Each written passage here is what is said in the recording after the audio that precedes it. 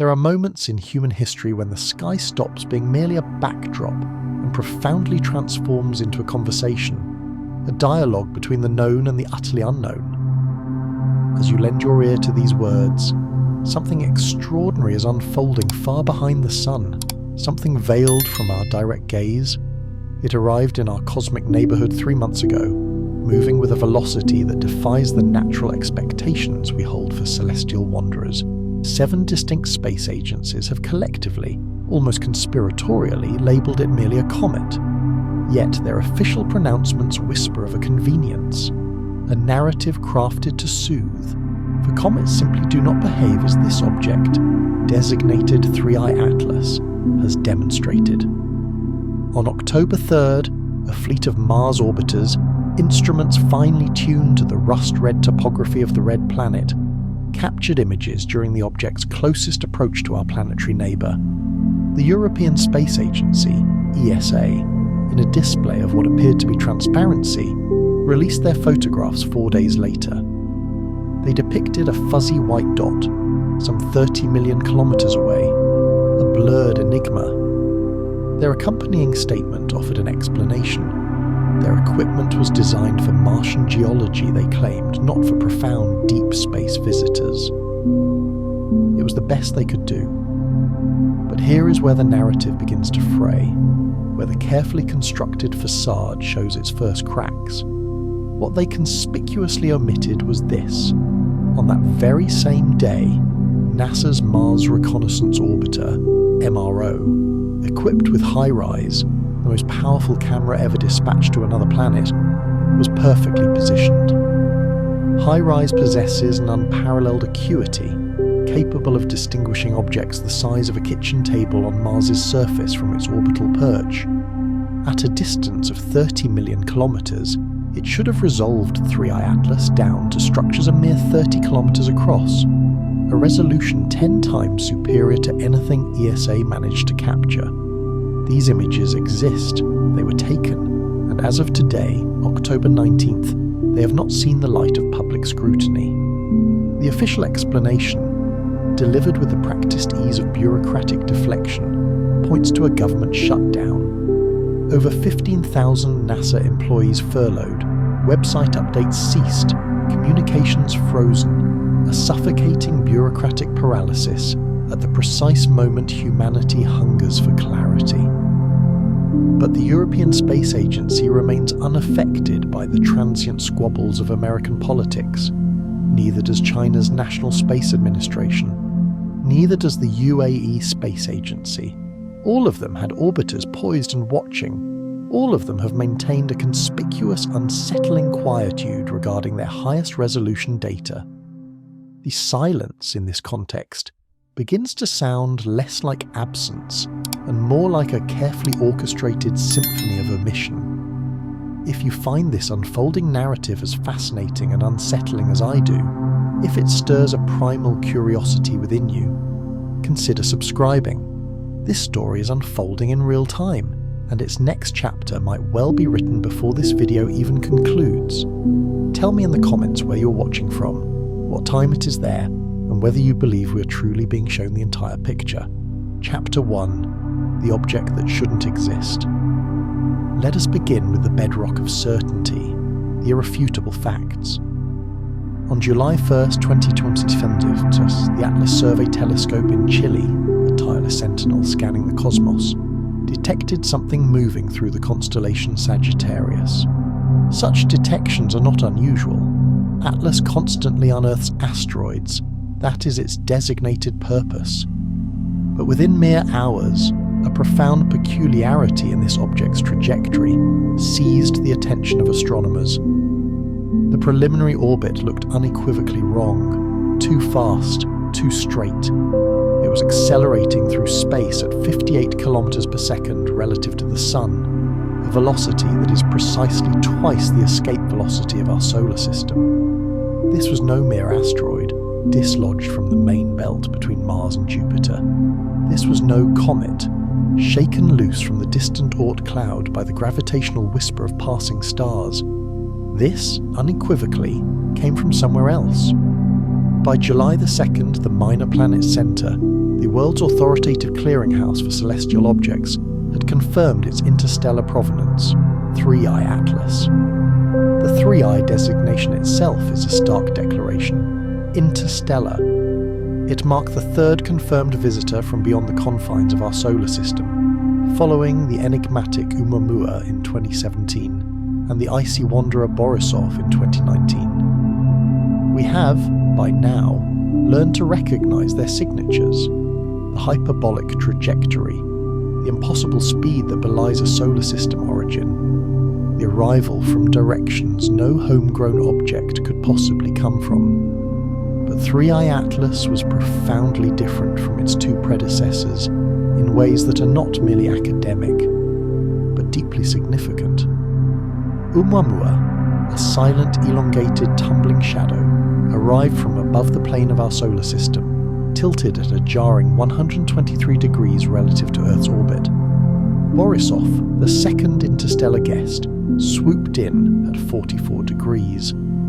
These were random angles, precisely what one would anticipate from objects violently ejected from distant star systems, tumbling aimlessly through the vast, indifferent expanse of the galaxy for millions, perhaps even billions of years. 3I Atlas, however, arrived at an astonishing 4.89 degrees, almost perfectly aligned with the ecliptic plane, the very plane where Earth, Mars, Venus, and Jupiter all meticulously orbit, the elegant cosmic disk that defines the architectural blueprint of our solar system. The statistical probability of such a precise alignment occurring by sheer chance is a minuscule 0.2%, roughly 1 in 500, and this, astonishingly, is merely the genesis of the coincidences. When astronomers meticulously traced 3I Atlas backward through the cosmic tapestry, they discovered its origin point. It came from the direction of Sagittarius. Not just any part of Sagittarius, but the galactic centre itself, the densest, most crowded star field in our entire night sky. This is the exact region where detecting a faint distant object before July 2025 would have been almost an impossibility, lost in the overwhelming brilliance of background stars. It is as if, one might dare to speculate, it possessed an awareness, choosing the optimal moment to arrive when its approach would be hardest to discern. The comet, or whatever it truly is slated to reach perihelion, its closest approach to our Sun, on October 29, 2025. In precisely 10 days from now, it will be situated 1.36 astronomical units from the Sun, just inside the orbit of Mars, hurtling forward at an incredible 68 kilometers per second. And here, in this convergence of data points, lies the truly crucial part, the detail that compels Harvard physicist Avi Loeb to wake in the pre-dawn hours, scribbling complex trajectories on the backs of napkins. 3I Atlas will be positioned on the opposite side of the Sun from Earth during perihelion. It will be utterly hidden from every ground-based telescope on our planet, eclipsed by the Sun's overwhelming glare during what should be its most active, most visible, most revealing moment. If one were to meticulously design an interstellar reconnaissance probe with the singular intention of operating unseen, unwatched, one could not, by any stretch of imagination, select a more perfect window for its clandestine operations. The universe, it seems, has a morbid sense of humour, or perhaps a chilling sense of purpose. Chapter 2. The chemistry that doesn't add up. Let me paint a picture of what comets, in their fundamental essence, are supposed to be composed of. Imagine the pristine, frozen debris of stellar nurseries, preserved in the unimaginable cold and darkness between stars. They are in essence cosmic snowballs, primarily water ice, laced with carbon dioxide, methane, ammonia, silicate dust, and trace organic compounds. When these primordial ice bodies approach a sun, any sun, the intense radiation causes their ice to sublimate directly into gas, skipping the liquid phase entirely. This process drags dust along with it, forming the characteristic coma and tail that have graced our skies for millennia, inspiring both awe and fear in equal measure. The the underlying chemistry is profoundly predictable, universally consistent. We have meticulously analysed dozens of comets from within our own solar system, and 2, Oumuamua and Borisov, from beyond. While the precise ratios of compounds may vary slightly, the basic composition holds true. Water, ice dominates, carbon monoxide invariably appears, and simple organic compounds contribute to the reddish tint we instinctively associate with ancient, irradiated ices. 3I Atlas, however, shatters this established pattern. In August 2025, the James Webb Space Telescope, JWST, humanity's most advanced eye in the infrared, pointed its spectrometer at the enigmatic object. JWST possesses an almost supernatural ability to detect molecular signatures with extraordinary precision, identifying specific chemical compounds by how they absorb and emit light across the electromagnetic spectrum. What it discovered was utterly unprecedented. The comet's outgassing, by gas volume, is an astonishing 87% carbon dioxide. This isn't 87% of a minor component, it's 87% of everything it's expelling into space. Water ice, the cornerstone of cometary composition, exists, but accounts for a mere 4% of detectable emissions. For a stark reference, typical solar system comets are roughly 80% water, with carbon dioxide comprising perhaps 10 to 20% of emissions. This ratio in 3I Atlas is not merely inverted, it is profoundly, fundamentally backwards. It is akin to discovering a human being whose body is composed of 87% bone and only 4% water, a biological impossibility. Then we encounter the perplexing nickel problem. On August 21st, the Very Large Telescope, VLT, in Chile, another titan of astronomical observation, detected atomic nickel vapor within 3I Atlas's coma. On its own, this isn't particularly unusual. Nickel has indeed been found in other comets, but crucially, it always appears alongside iron and in roughly equal concentrations. They are cosmic siblings, forming together in the cataclysmic crucible of supernova explosions, travelling hand in hand through the interstellar void and appearing together in rocky bodies across the cosmos, except in 3I Atlas. Here, iron is conspicuously absent, or at the very least, undetectable to our instruments. The nickel-to-iron ratio is wildly skewed, approaching the precise, deliberate proportions found in industrial alloys, the kind of ratio one observes in the robust heat shields of spacecraft, not in the haphazard organic processes of natural solar system formation. Some astronomers, grasping for a conventional explanation, suggest this could indicate an exotic formation environment, perhaps a star system with unusually high metallicity, or a protoplanetary disk exhibiting chemical fractionation we do not yet comprehend. Others, however, note the chillingly elegant implication. Nickel-iron alloys are precisely what one would utilize if constructing something designed to withstand the brutal extremes of temperature variations and the punishing impacts of high-velocity particles encountered during interstellar travel. The data remains ambiguous, but the implications, for those brave enough to consider them, are stark and unsettling. And finally, we arrive at the temperature contradiction. 3I Atlas is releasing an immense volume of gas. The outgassing rate, meticulously measured in August, suggested it was ejecting over 100 kilograms of material per second. Such a prodigious level of sublimation unequivocally demands a significant input of heat. The sun's radiation, constantly bathing the comet's surface, should be warming it, driving the ice into gas, creating the very activity we observe. Yet, infrared observations present a baffling counter-narrative. The object remains cold, far colder than it should be given its proximity to the sun and its extraordinary level of activity. It is like witnessing someone sweating profusely while standing inside a deep freezer. The fundamental laws of physics, as we understand them, simply do not reconcile. One proposed explanation posits that the object possesses exceptionally low thermal inertia. It heats rapidly on its sunlit side and radiates that heat away with remarkable efficiency, thereby maintaining an average temperature that appears paradoxically cold to our instruments. Another, far more provocative explanation suggests that the outgassing is not driven by solar heating at all, that something else is providing the immense energy required to release gas at this astonishing rate. An internal heat source, a mechanism for which we, as yet, possess no name. The scientific papers, ever cautious, meticulously note these anomalies. They politely suggest the need for further observations. They diligently avoid outright speculation, but privately, in the hushed, confidential space of conference calls and encrypted email threads, astronomers are employing a different word: anomalous. Not merely unusual, not simply rare, anomalous, meaning it utterly fails to fit any natural model we currently possess.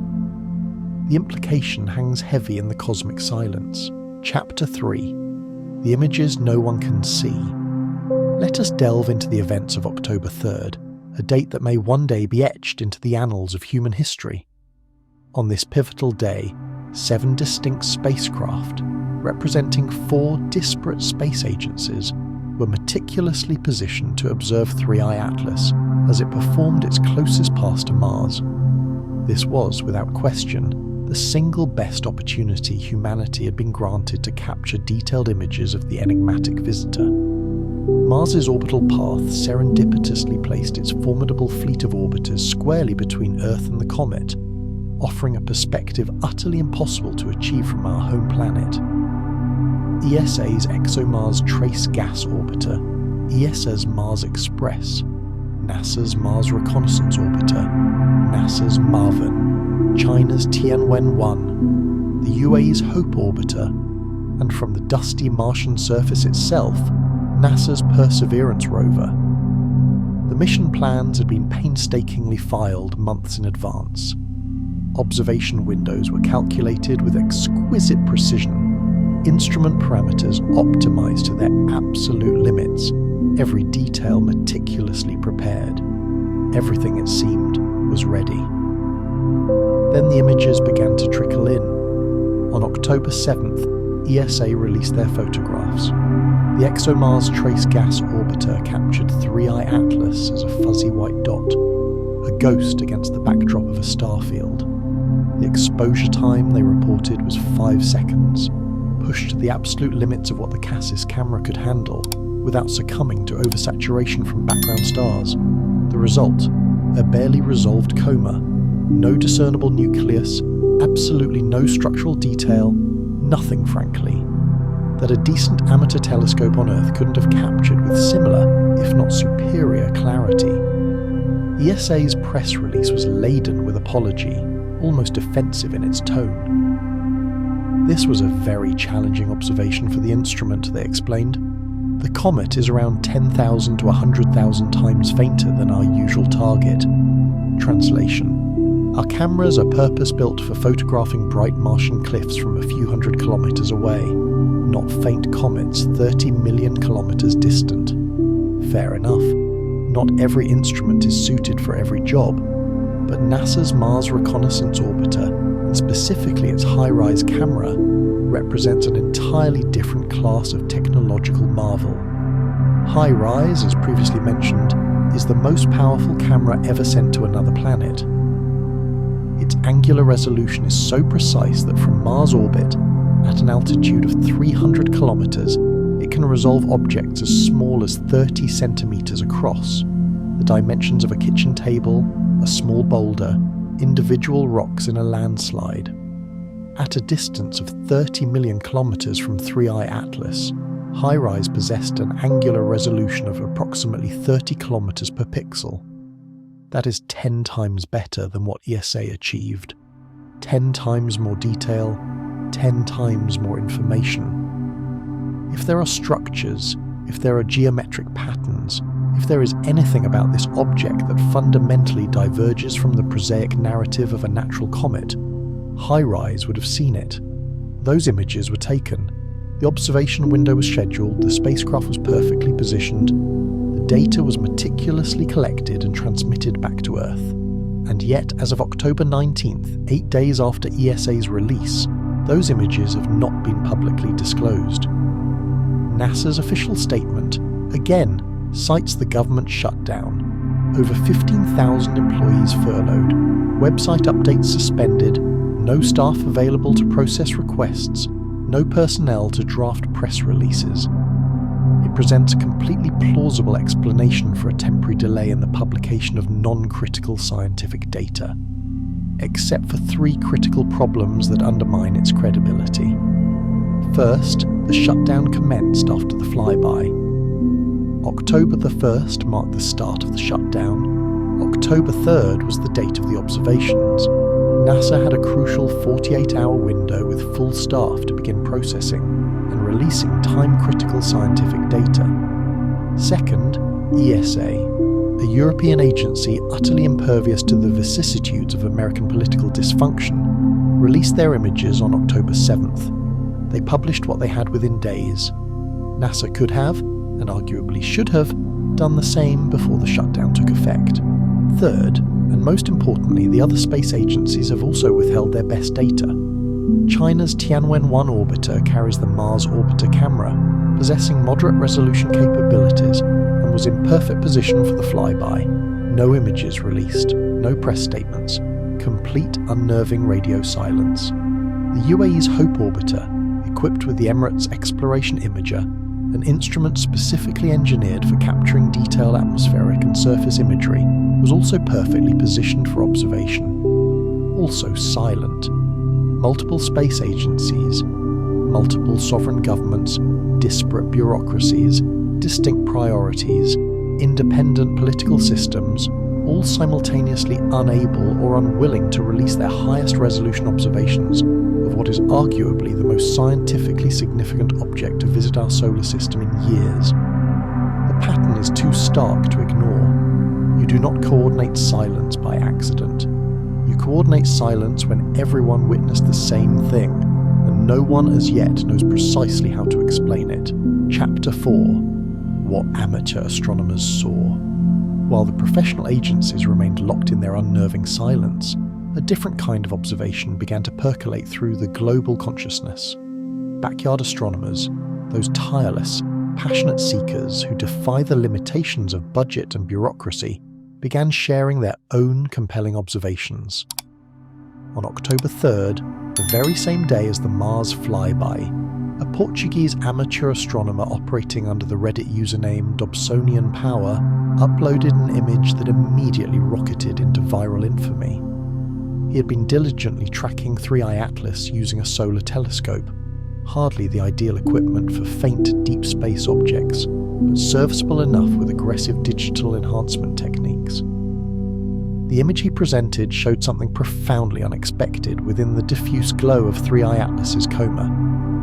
There appeared to be angular structures, dark geometric shapes, protrusions that simply did not conform to the typical symmetrical diffusion of a comet's dust cloud. The caption accompanying the image was disarmingly simple, loaded with an almost childlike bewilderment. What on earth is it?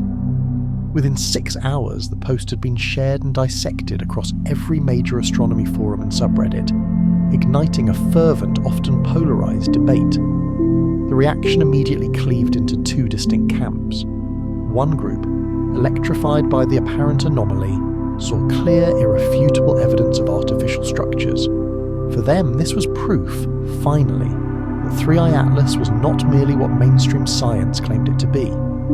Some confidently suggested a cylindrical craft, its true form glimpsed through the obscuring veil. Others proposed a tumbling asteroid, but one replete with unmistakable manufactured features. A few, emboldened by the sheer audacity of the image, ventured further, speculating it was reconnaissance technology, or even a warning beacon, a silent proclamation across the void.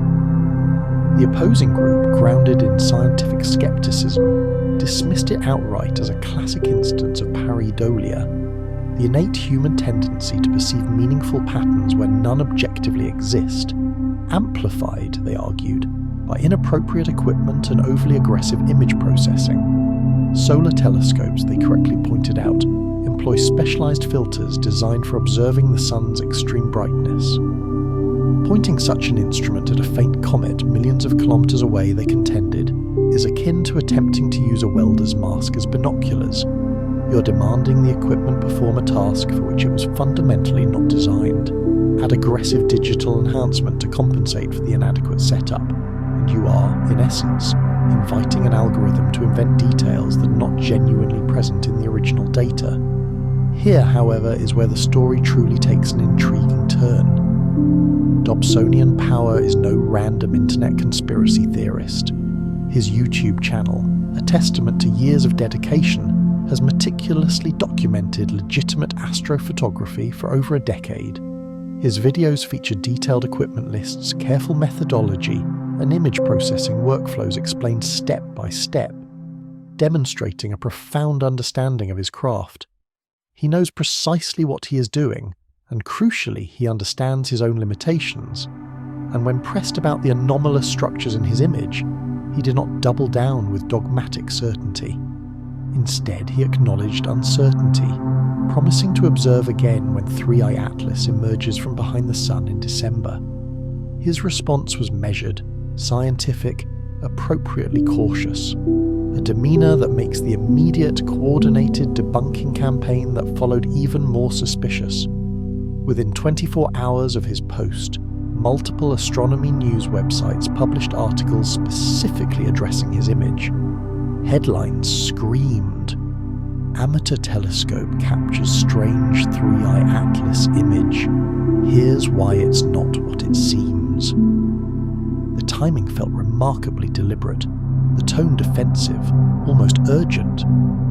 It was as if someone needed to rapidly establish that nothing unusual had genuinely been photographed before the image could gain too much traction, before the narrative could irrevocably shift.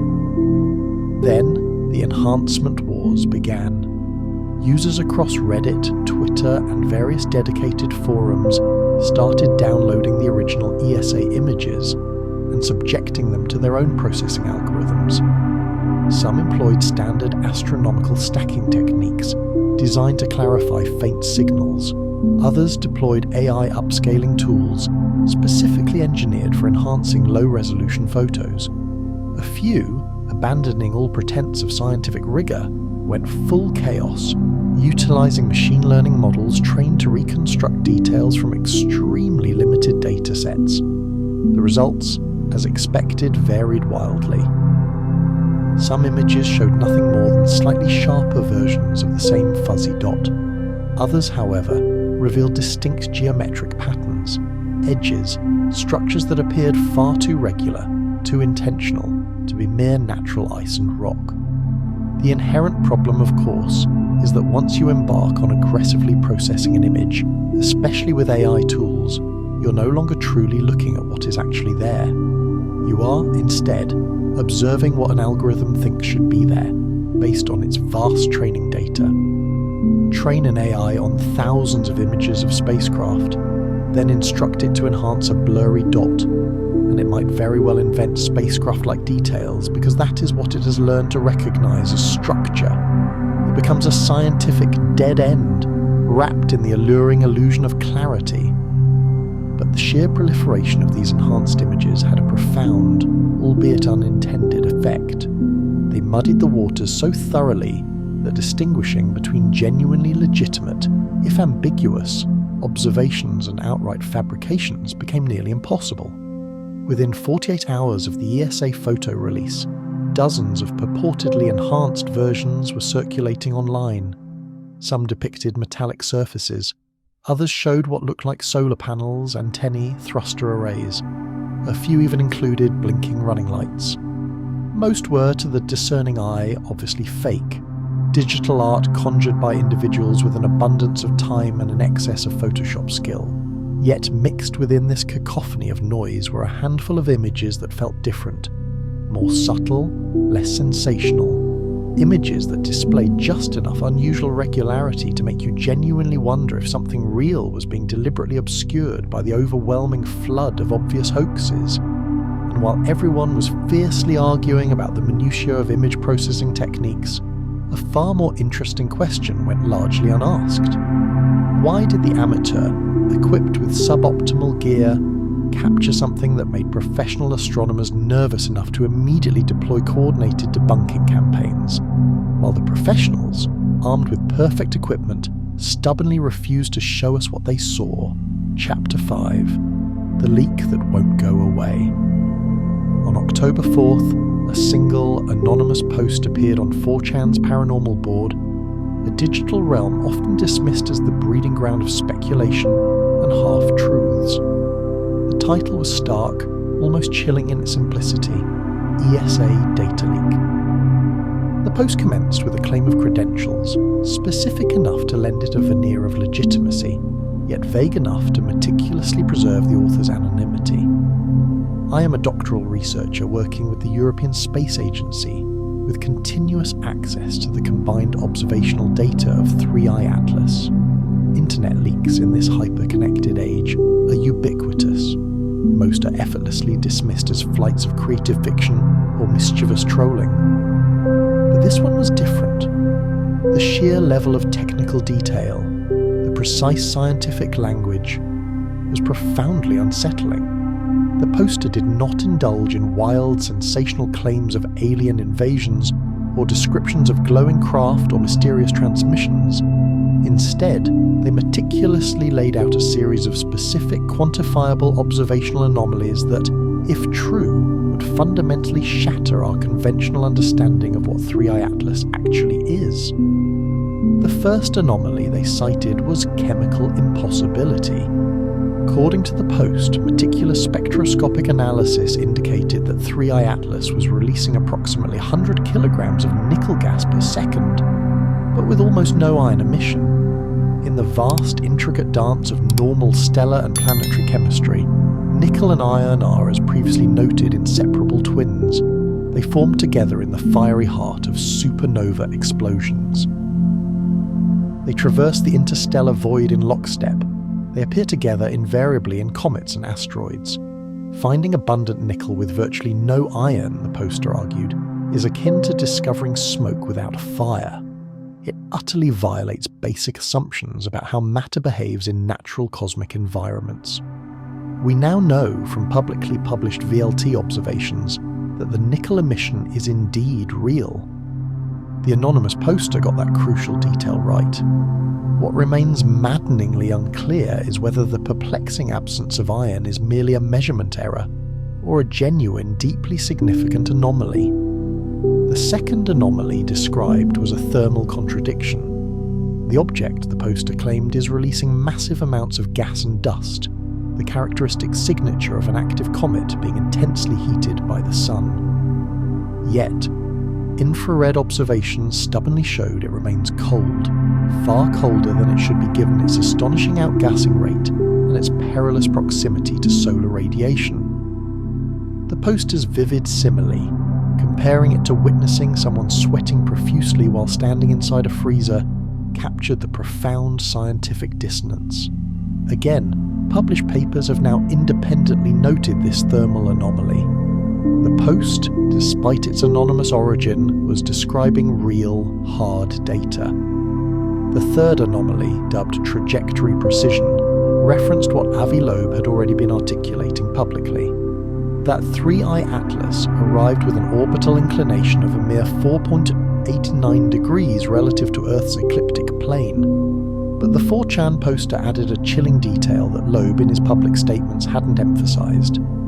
The trajectory, they asserted, isn't just unusual, it's a perfect, unswerving straight shot from the direction of the galactic core. No wobble, no deviation, no discernible signs of gravitational perturbation from nearby stars during its millions or billions of years of silent transit through interstellar space. It was as if the implication hung heavy, it was precisely aimed. Then came the part that undeniably elevated this post from merely interesting scientific speculation to something far darker, far more profound. The poster claimed the object fits the profile of what they chillingly termed a post-biological entity. Not a natural comet, not a conventional spacecraft, something in between. They described it as possessing a 3-phase particle engine with an estimated continuous power output of 75 megawatts, continuously transmitting an active signal, and in their unsettling words, probing our solar system. The post culminated with a theoretical framework of astonishing ambition. The poster suggested 3i Atlas might, in fact, be a macroscopic quantum object, specifically something called a cue-ball. This is an exotic theoretical construct from the fringes of particle physics, a type of non-topological soliton that could, in theory, exist at scales far larger than subatomic particles. If stable, a cue-ball could possess properties that seem utterly impossible under the normal laws of physics. It could be incredibly dense while simultaneously appearing diffuse. It could absorb and redistribute energy instantaneously across its entire structure, thereby elegantly explaining the baffling thermal contradictions. It could even, provocatively, explain the nickel without iron problem if the cue-ball's internal quantum state preferentially produces certain isotopes. Within 18 hours, the post had been screenshotted and disseminated across Reddit, Twitter, now X, and various dedicated UFO research forums. The discussion thread on the R-Conspiracy subreddit alone accumulated over 2,000 comments before moderators, citing rules against unverified claims, locked it down. But locking the thread did not staunch the flow of conversation. It merely fragmented it into dozens of parallel discussions, each pulling the original post's interpretations in different directions. Some fixated on the chemical anomalies, others zeroed in on the outlandish cue-ball hypothesis. A few inevitably began connecting it to earlier, more speculative claims about 3i Atlas potentially being the source of the infamous 1977 WOW signal. Here is what makes this leak, despite its anonymous and sensational provenance, so profoundly interesting. It was not wrong about the chemistry. The nickel detection did occur. The thermal anomaly is now officially documented. The trajectory alignment is, by all statistical measures, improbable. Either this was an extraordinarily well-researched piece of science fiction, crafted with uncanny foresight, or someone with access to deeply sensitive, unpublished data decided, perhaps out of a sense of moral obligation, that the public deserved to know what space agencies were seeing but stubbornly refusing to say. The cue-ball hypothesis is undeniably fringe physics. The post-biological entity description reads like speculative xenobiology, but the observational data underpinning those audacious interpretations, that, irrefutably, is real. And that precisely is the uncomfortable part. When conspiracy theories, however wild their conclusions, manage to get the basic, verifiable facts right, it becomes exponentially harder to dismiss the interpretations built upon those facts. Chapter 6. The 50,000 kilometre question. On October 4th, an image emerged from the Martian sky that, at first glance, seemed utterly impossible. NASA's Perseverance rover, a tireless mechanical explorer diligently stationed in Jezero crater on the Martian surface, captured an image with its right navigation camera. The raw image, delivered across the vast interplanetary gulf, revealed an elongated streak of light, roughly 4 times longer than it was wide, moving across a canvas of stars. At first glance, it bore the hallmarks of a typical long-exposure photograph of a moving object. Comets and asteroids, when captured by a camera tracking stars rather than the object itself, often appear smeared, a ghostly trail against the static stellar background. Standard procedure, except when meticulous citizen scientists and expert analysts began calculating the apparent size of this streak based on Perseverance's known camera specifications and the precise distance to 3i Atlas at that moment, they arrived at a profoundly disturbing number, 50,000 kilometers long. That, to be clear, is not a comet nucleus. That is not even a comet with a conventional tail. That is something else entirely. For reference, Earth's own diameter measures less than 13,000 kilometers. If this elongated streak genuinely represented the actual physical size of 3I Atlas, we were staring at an object nearly 4 times wider than our entire planet. Social media erupted instantly, a digital wildfire of speculation. Was 3I Atlas in fact a massive cylindrical craft? Had it been deliberately masking its true size and shape behind a diffuse, gaseous shroud of dust? The timing felt acutely significant. This astonishing image surfaced just 1 day after the Mars flyby, precisely when professional space agencies descended into their collective mysterious silence. The speculation reached such a fever pitch that Representative Anna Paulina Luna, a member of Congress known for her keen interest in unexplained aerial phenomena, felt compelled to reach out directly to Avi Loeb for analysis. Consider that for a moment. A sitting member of the United States House of Representatives felt it necessary to contact a Harvard physicist about a photograph from Mars. This is not normal protocol. This suggests that someone in official channels was concerned enough to seek expert interpretation outside the usual, rigidly controlled NASA communication pipeline. Loeb's response was, as always, thorough and, on the surface, reassuring. He meticulously calculated that Perseverance's navigation camera possesses an angular resolution of 0.33 milliradians per pixel. At the distance of 3I Atlas when the image was taken, approximately 38 million kilometers, that translates to roughly 12,500 kilometers per pixel. The streak visible in the image, spanning approximately 4 pixels, indeed yielded that terrifying 50,000 kilometer length. But Loeb argued, persuasively, that this was merely an artifact of composite imaging. The streak, he contended, was not depicting the actual physical size of 3I Atlas. It was, rather, illustrating the path the object traced across the Martian sky during a long integration time, likely around 10 minutes of stacked exposures. His reasoning was scientifically sound.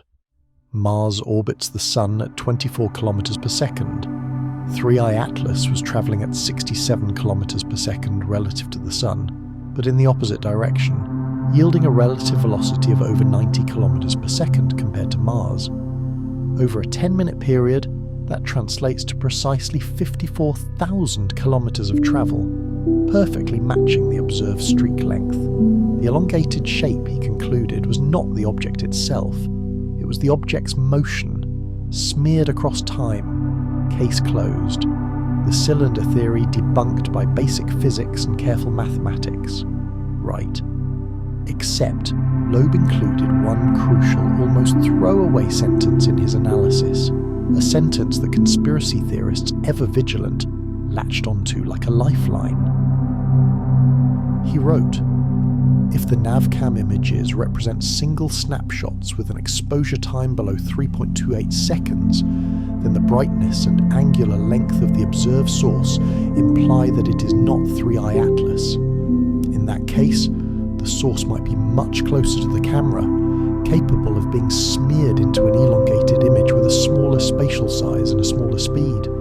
Wait, if these were single frame captures, then what Perseverance photographed was not 3I Atlas at all. It was something else, something much closer to Mars. That chilling qualifier opened a door that no amount of subsequent clarification could ever fully close, because NASA, citing the ubiquitous government shutdown, has not confirmed whether the image is a composite or a single frame. They have not released the critical metadata. They have not provided the exposure time or the number of stacked images. The government shutdown excuse, a convenient veil, applies here too. No staff to process requests. No one available to confirm basic technical details about how the image was captured. So, we are left suspended between two profoundly different possibilities. Either Perseverance captured a 10-minute time-lapse of 3I Atlas, traversing 50,000 kilometers of space, appearing as a streak due to motion blur, or Perseverance captured something else entirely, something closer, something moving slower, something that created a similar apparent length through entirely different and far more unsettling mechanisms. The mathematical calculations work for both scenarios. The the raw observational data is tantalizingly consistent with both interpretations. Without the metadata, we remain locked in a state of epistemological uncertainty. We cannot know which one is true, and the longer that critical metadata remains unreleased, the more people, naturally, begin to wonder if there is a deliberate reason we're not being shown precisely how that image was made. The silence, again, speaks volumes. Chapter 7, 48 Years of Silence, August 15th, 1977. The Big Ear Radio Telescope at Ohio State University, a colossal instrument dedicated to the painstaking search for extraterrestrial intelligence, was conducting its routine celestial survey. At precisely 10:16 p.m. Eastern Time, the telescope detected a 72-second burst of radio energy. It was a signal so unusual, so perfectly structured, so utterly unlike any known terrestrial or natural cosmic source, that the astounded astronomer Jerry Eman circled it on the printout and scrawled a single, reverberating word in red pen: wow. For nearly 5 decades, that signal has remained one of the most profound, most tantalizing, and most infuriating mysteries in the burgeoning search for extraterrestrial intelligence. It originated from the direction of Sagittarius, near the constellation's densest, most crowded starfields. It was narrow-band, focused with almost unnatural precision at one specific frequency, 1420 /556 MHz, the very frequency of neutral hydrogen, a universal cosmic landmark. And it has never, ever repeated. Hundreds of rigorous follow-up observations, thousands of hours of dedicated listening time, with radio telescopes meticulously pointed at the same region of sky. Nothing. Just that one singular burst 48 years ago, and then an eternal maddening silence. Until Avi Loeb, a man whose intellect seems unfazed by the boundaries of conventional thought, ran the numbers on 3i Atlas. He meticulously calculated where the object was positioned on August the 12th, 1977, a mere 3 days before the WOW signal was detected. The answer: approximately 600 astronomical units from Earth. Roughly 600 times the immense distance between Earth and the Sun, still comfortably within the outer reaches of our solar system, yet far, far beyond where any human-made spacecraft has ever ventured. But more importantly, he calculated the precise direction 3i Atlas was coming from at that pivotal time.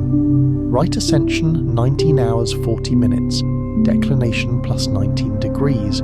The WOW signal originated from right ascension, 19 hours 25 minutes, declination minus 27 degrees. The two directions are separated by approximately 9 degrees.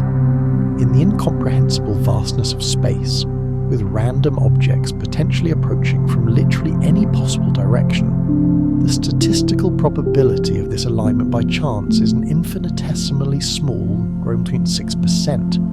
Not impossible certainly, but deeply, profoundly suspicious. Loeb, ever relentless in his pursuit of logical consequence, did not stop there. He posed the next undeniably logical question. If 3i Atlas was indeed the source of the WOW signal, transmitting from 600 astronomical units away, how powerful would the transmitter need to be? The mathematics in this instance are straightforward. The detected intensity of the signal ranged between 54 and 212 Janskis across a 10 kHz bandwidth. At a distance of 600 AU, that corresponds to a transmitter output between 0.5 gigawatt and 2 gigawatts. For a relatable reference, a typical nuclear reactor on Earth generates about 1 gigawatt. So, we are discussing energy levels equivalent to a small nuclear power plant, meticulously focused into a narrow radio beam. Not impossible for an advanced civilization, in fact quite reasonable.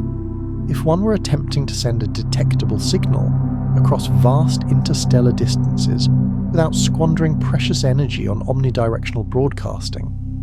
There is another subtle but significant detail that renders the connection between 3i Atlas and the WOW signal even harder to casually dismiss. WOW signal was observed at a frequency of 1004, until Senti formed, Dimfeb B64, notably blue shifted by approximately 10 km per second toward Earth relative to the hydrogen line. That blue shift in the lexicon of astrophysics indicates that the source was actively moving toward us. 3I Atlas is currently approaching the Sun at about 60 km per second.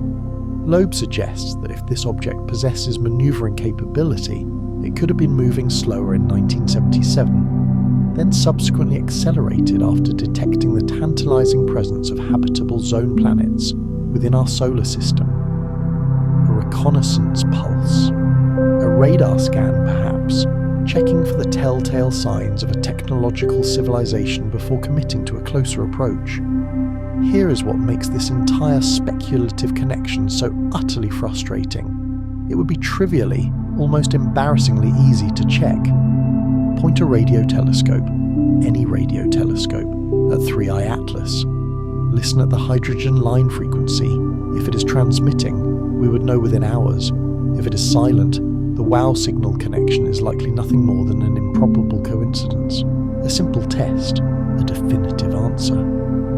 And yet, as Loeb noted in his latest blog post, not a single radio telescope has publicly reported data on 3I Atlas. The Very Large Array, a formidable instrument of listening, has not looked. The Arecibo telescope tragically is destroyed.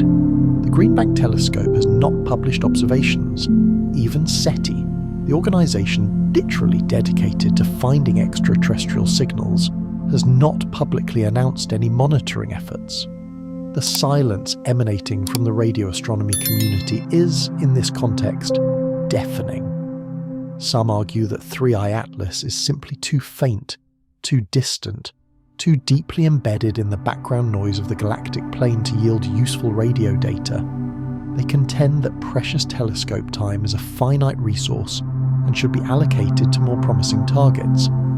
Others, however, note that if you had a 0.6% chance of definitively confirming that the most famous, most enigmatic unidentified radio signal in human history originated from an object currently present in our solar system, you might reasonably conclude that such a possibility is worth a few hours of observation time. The fact that no one has publicly attempted this crucial observation, or at least no one has published results, raises profound questions about the nature of conversations happening in private, about what data exists that is not being shared, about what observations have been made that are not being discussed.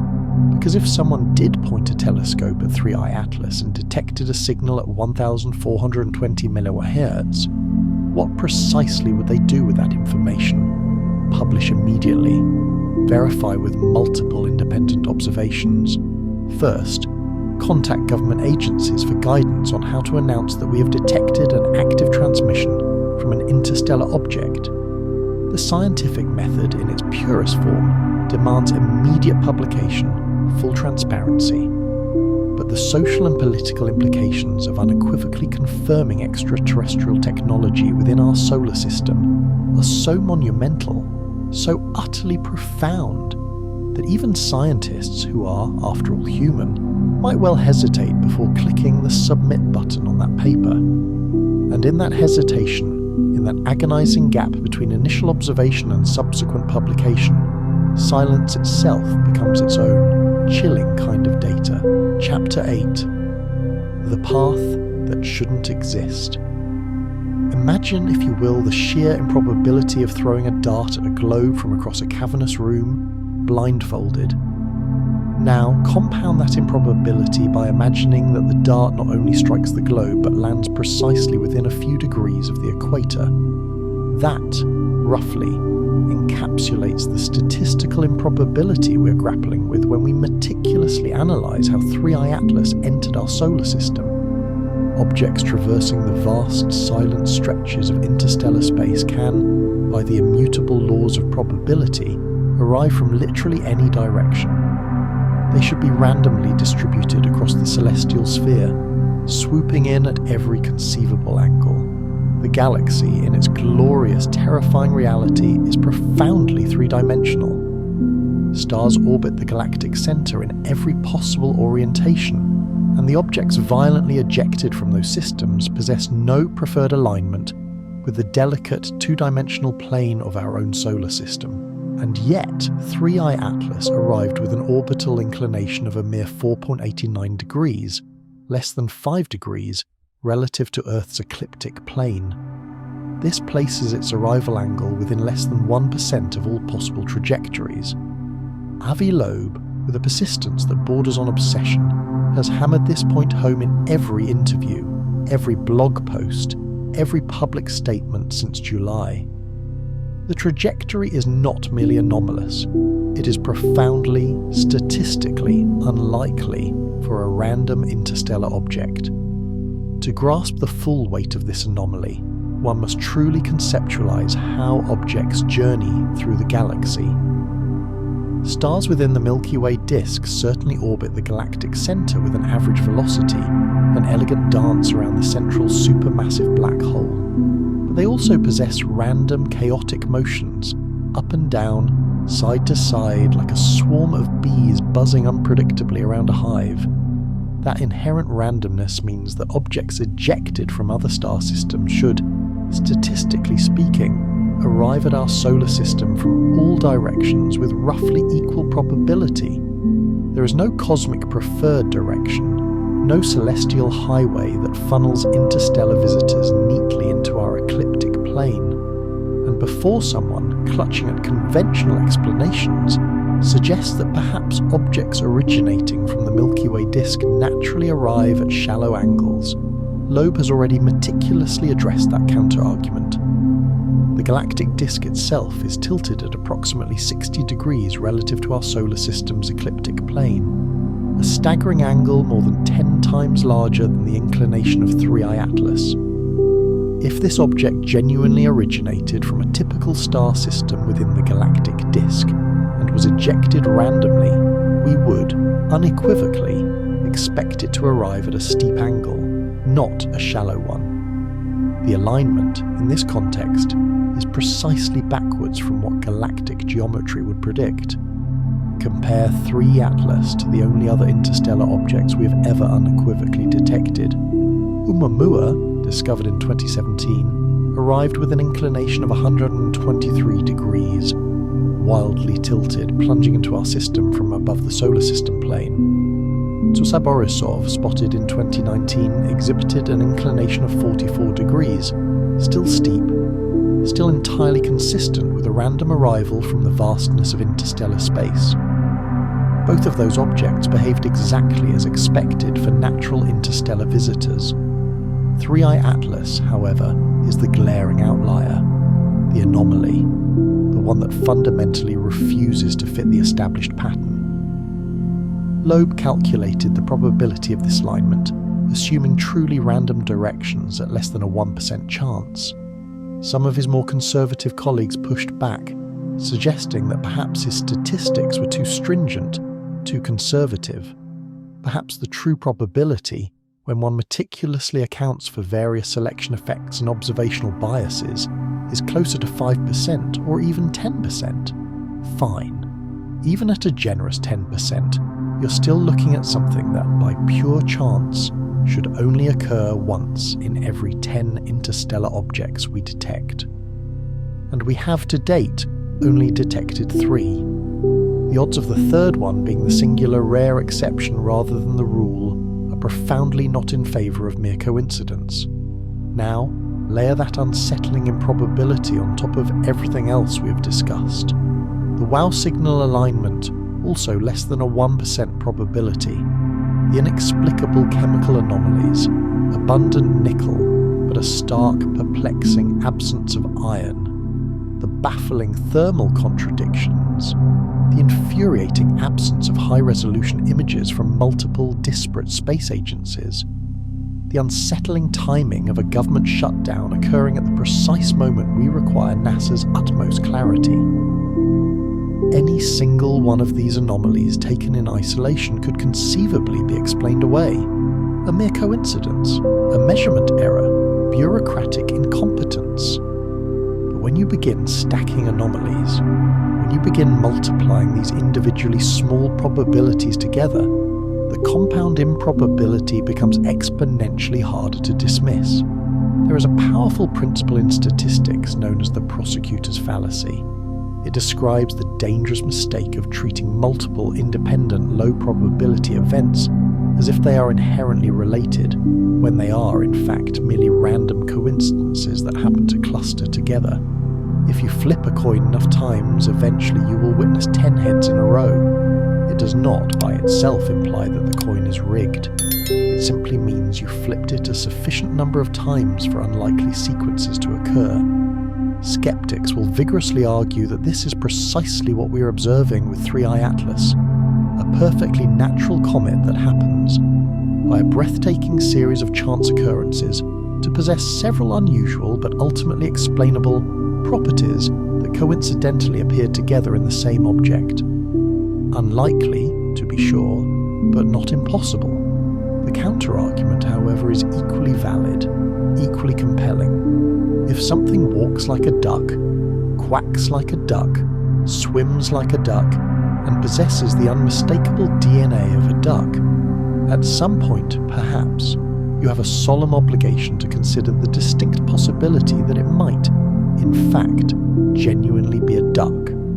Or, in this most profound of cases, if an object arrives on a statistically anomalous trajectory, displays chemical signatures that fundamentally defy natural processes, exhibits a correlation with a 48-year-old unexplained radio signal, and then prompts multiple sovereign governments to withhold their best imaging data, perhaps it is worth seriously considering that we're not merely looking at a random, unremarkable chunk of ice and rock from another star system. Perhaps, just perhaps, we are looking at something else entirely. Chapter 9. When Questions Become Dangerous. Around October 5th, a subtle but deeply disturbing shift began to ripple through the digital landscape. Users across multiple social media platforms, from the bustling forums of Reddit to the instantaneous feeds of Twitter and Facebook, began reporting an alarming phenomenon. Their posts concerning 3I Atlas were mysteriously disappearing, not flagged with a warning, not marked as misinformation, but utterly vanishing from existence. One Reddit user meticulously documented posting a detailed thread, meticulously analysing the chemical anomalies purportedly gleaned from the alleged ESAS leak. The thread, he recounted, quickly gained traction, accumulating hundreds of upvotes and dozens of insightful comments within a mere 2 hours. Then, abruptly, it was gone. Not removed with a moderator's explanation, not archived, but simply deleted from existence. When the user, baffled and frustrated, attempted to repost the same content, the submission would not go through. Shadowbanned, he surmised, without notification or explanation. On Twitter, now rebranded as X, several accounts dedicated to astronomy and space news noticed similar insidious patterns. Astronomy Vibes, a popular account that had gone viral criticising the limited quality of the ESA photos, reported a significant, inexplicable drop in engagement after October 7th. Posts that would normally reach tens of thousands of people were suddenly plateauing at a few hundred views. No official restrictions appeared, no warning messages were issued, just an insidious algorithmic suppression, quiet enough to be deniable, yet aggressive enough to be profoundly effective. Other content creators within the space astronomy community, those who dared to probe the fringes of the 3I Atlas narrative, noticed the same chilling trend. Videos speculating about the object's anomalies, videos that would typically perform exceedingly well, were receiving a mere fraction of their usual reach. YouTube, with its vast and complex content ecosystem, presented a slightly different but equally concerning problem. Content creators who posted analysis videos that dared to speculate about 3I Atlas began receiving immediate demonetization notices. The stated reasons varied, a testament to the ambiguity of algorithmic censorship. Some were flagged for discussing sensitive topics without proper context. Others were categorized as potentially misleading content about scientific matters. A few received the vague but undeniably ominous label of content that may not be suitable for all advertisers. The pattern, however, was unequivocally clear. You could create a video unequivocally stating that 3i Atlas was definitely just a comet, and that mainstream science has it all figured out. That content was invariably fine, monetized, promoted. But suggest there might be anomalies worth investigating, suggest there might be unanswered questions, and suddenly your video became advertiser unfriendly. Facebook's approach was the most overt, the least subtle. The platform's fact-checking system, operated by third-party verification organizations, started aggressively labeling 3i Atlas content. Posts sharing the 4chan leak were instantly slapped with missing context warnings. Claims regarding the trajectory anomalies were brazenly flagged as partly false, even when the posts were merely quoting Avi Loeb's published calculations verbatim. The accompanying fact-check articles invariably offered a soothing paternalistic reassurance. Space agencies confirm no threat from interstellar comet. Experts say unusual features likely natural processes. The unspoken subtext, however, was unmistakably clear. Don't worry, don't speculate, trust the authorities, move along. The timing of this coordinated digital crackdown felt almost too perfect to be coincidental. All of this suppression rapidly ramped up within 48 hours of the initial ESA photo release, precisely when public frustration was peaking over the sheer lack of quality images and transparent information. It is, of course, the kind of pattern that makes hardened conspiracy theorists feel profoundly vindicated while making skeptics roll their eyes at what they perceive as overreach paranoia. Because here is the undeniable truth. Social media platforms suppress content all the time. Algorithms are in a constant state of flux. Engagement naturally fluctuates. Fact-checkers routinely flag what they deem misinformation.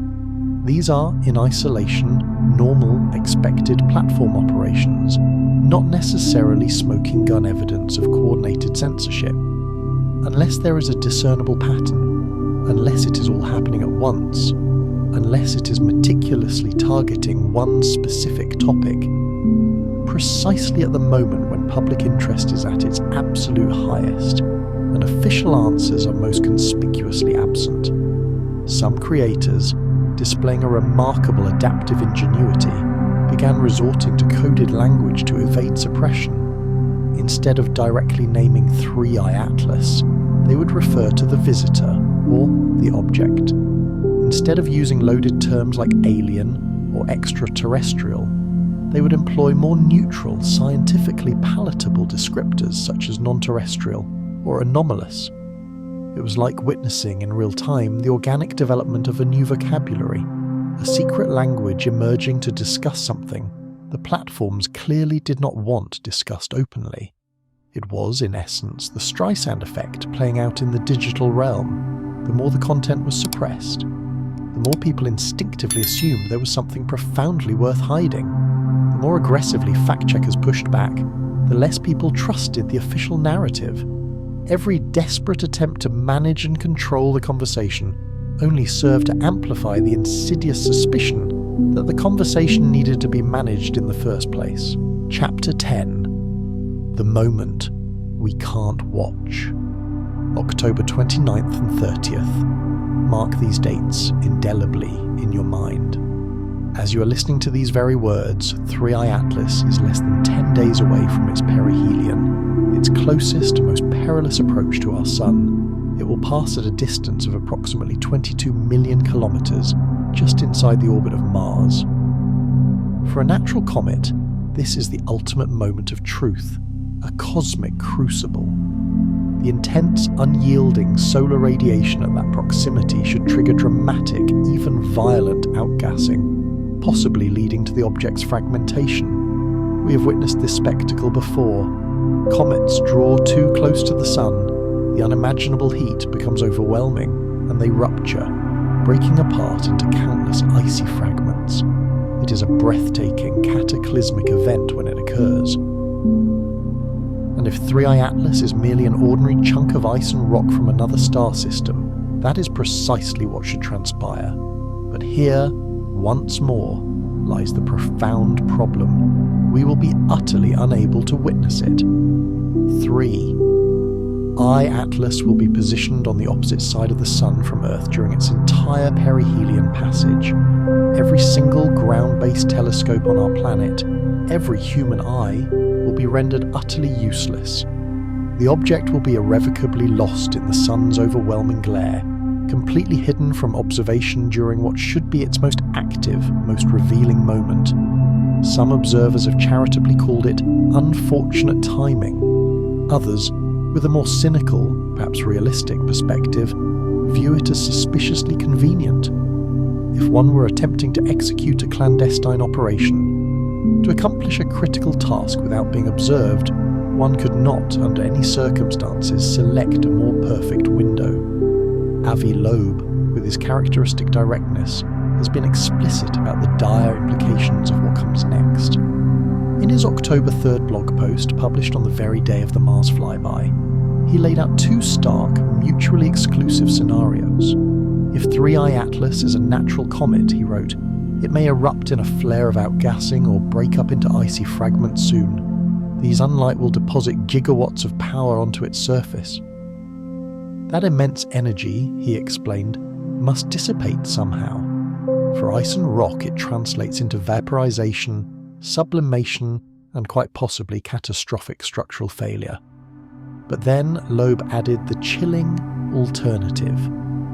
Alternatively, if it is technological, it may maneuver to benefit from the Sun's gravitational assist or release probes that could intercept Earth or other planets, owing to its retrograde orbit opposite in direction to the motion of the planets around the Sun. Read that sentence again, slowly. Release probes that could intercept Earth. He's no longer talking about passive observation. He's talking about active deployment. The retrograde orbit is the crucial, terrifying key here. 3I Atlas is moving in a direction opposite to how the planets orbit the Sun. That means any probe it potentially releases would not have to fight against our planetary motion to reach us. It could simply drop into an intercept trajectory, allowing the elegant, indifferent laws of orbital mechanics to do the work. From behind the Sun, hidden from our curious gaze, it would be trivial to launch something toward Earth that would remain undetected until it was already dangerously close. Loeb went further, pushing the boundaries of scientific speculation into the realm of profound societal impact. He wrote, when you look at the Sun in the coming weeks, keep in mind that 3I Atlas is passing behind it. If 3I Atlas will maneuver towards Earth when it reappears on the other side of the Sun, the financial markets may crash. Financial markets may crash. That is not metaphor. That is not hyperbole. He is soberly suggesting that if this object unequivocally demonstrates technological capability, if it alters its course toward Earth after perihelion, the economic and social consequences would be immediate, devastating, and potentially irreversible. Stock markets, those fragile barometers of human confidence, respond violently to uncertainty. The uncertainty of a potentially hostile interstellar object actively changing its trajectory toward our planet would represent existential-level uncertainty. The convergence of all these factors compounds the tension to an almost unbearable degree. The government shutdown means NASA, our primary sentinel, is effectively offline during this critical observation window. The best images from the Mars flyby remain stubbornly unreleased. Amateur astronomers are unable to observe the object for the next month because it is hidden behind the Sun. Radio telescopes, the instruments that could confirm or deny the WOW signal connection, have not, to our public knowledge, even checked for transmissions. We're flying utterly blind into what could be the single most important moment of this entire encounter. And whether through sheer incompetence or by deliberate design, we have created a situation where we will not know what 3I Atlas does at perihelion until it has already, irrevocably, done it. There is, however, one small, hopeful bulwark against this tide of ignorance. One group is watching. The Galileo project, spearheaded by Loeb himself, operates 3 observatories, one in Massachusetts, one in Pennsylvania, one in Nevada. These cutting-edge facilities are equipped with high-resolution cameras, sophisticated infrared sensors, and highly sensitive radio receivers, all meticulously designed specifically to detect anomalous aerial phenomena. During late October and early November, all three observatories will be operating in maximum operational mode, vigilantly monitoring the skies for anything unusual.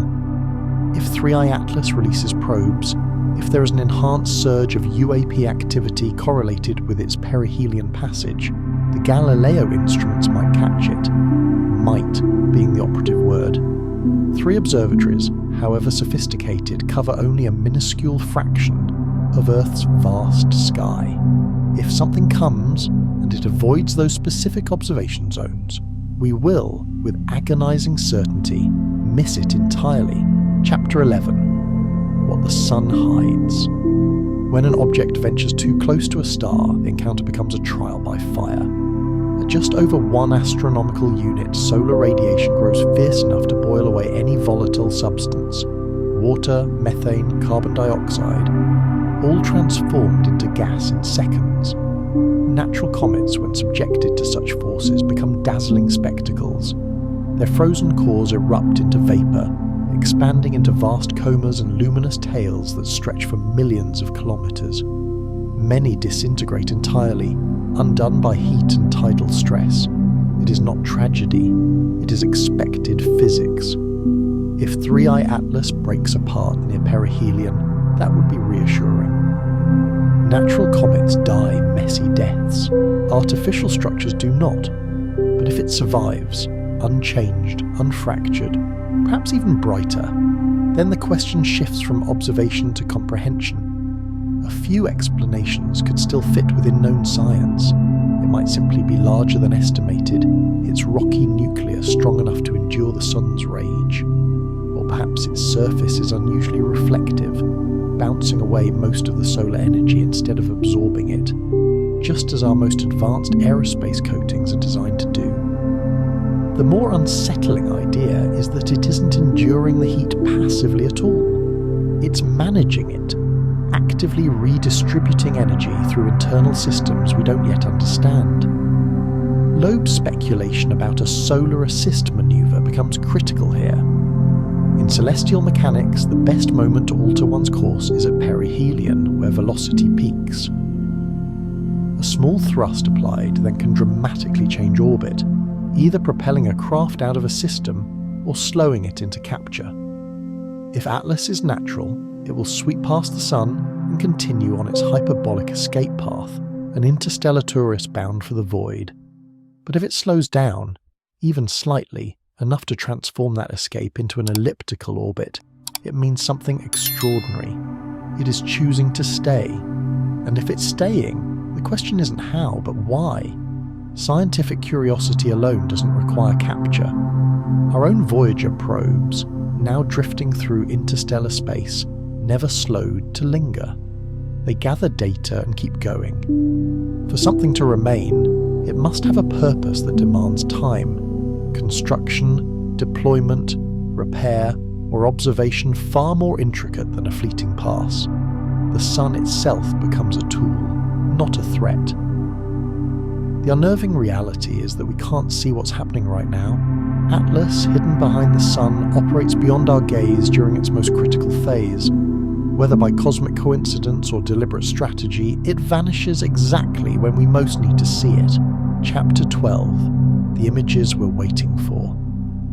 Between November the 2nd and 25th, 2025, the European Space Agency's JWST spacecraft will train its instruments on 3i Atlas, just after perihelion, when the object should be most active.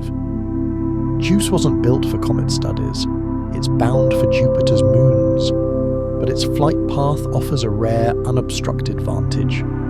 ESA engineers wisely adjusted the schedule to take advantage of it. The spacecraft carries an arsenal of tools: the Janus camera for visible light imaging, MAGIS for infrared composition, the SWI to detect emitted gases, and UVS for ultraviolet analysis of the coma. To Together, these instruments can reveal temperature, structure, and chemistry in stunning detail.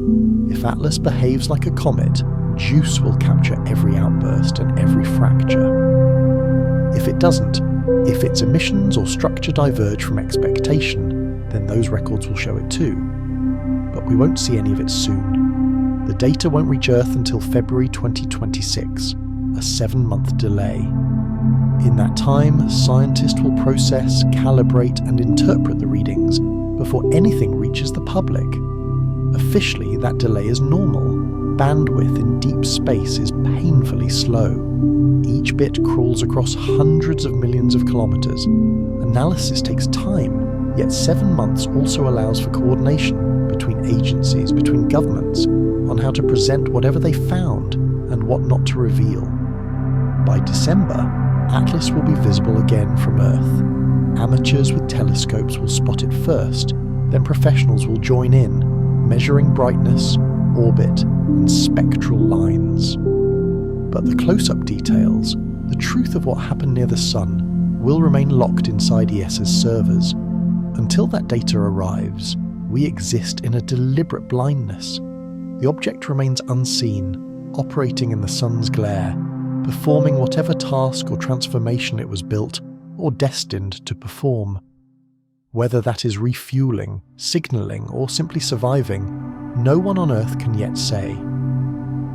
For now, all we can do is wait and watch the sunlight, knowing that somewhere within it, hidden from our view, 3i Atlas moves with purpose, and when it finally reappears, we will have to decide whether we are witnessing the mechanics of nature or the intentions of something far older and infinitely more deliberate.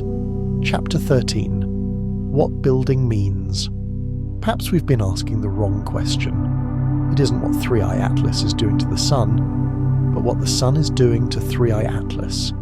Stars aren't just radiant spheres of light, they're vast engines of material, pouring out streams of charged particles, ionized hydrogen, helium, and trace metals.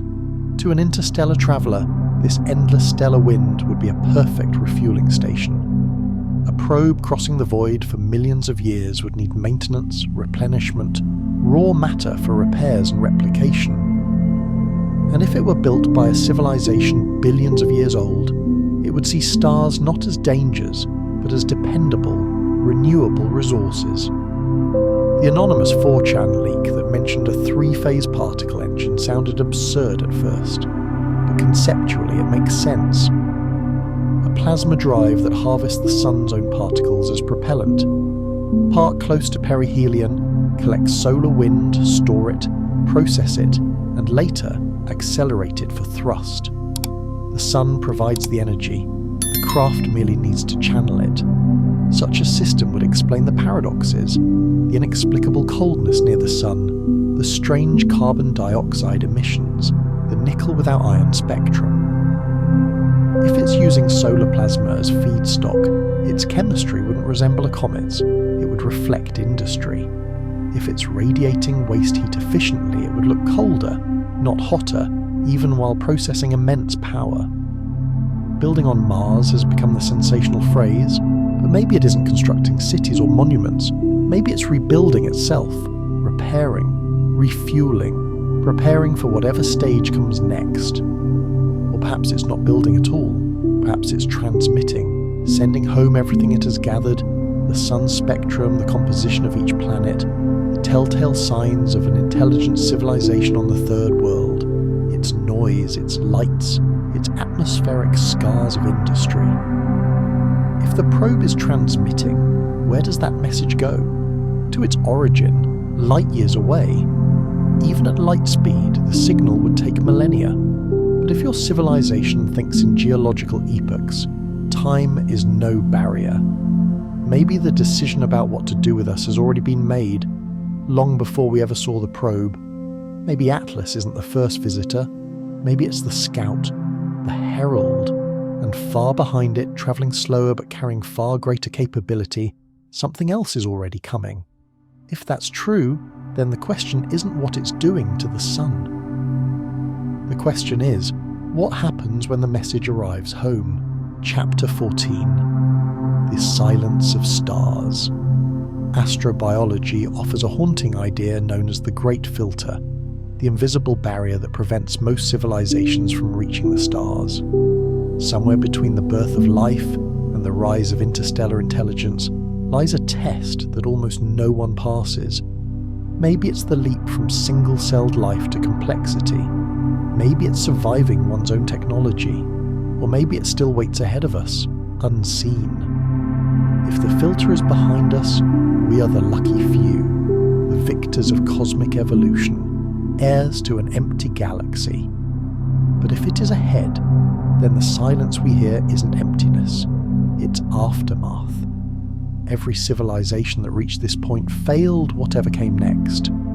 The dark forest hypothesis takes that silence and gives it reason. The galaxy isn't empty, it's hiding. Every civilization, knowing survival depends on secrecy, chooses quiet over contact. The logic is brutal. Never reveal your location until you're certain you can survive what might answer.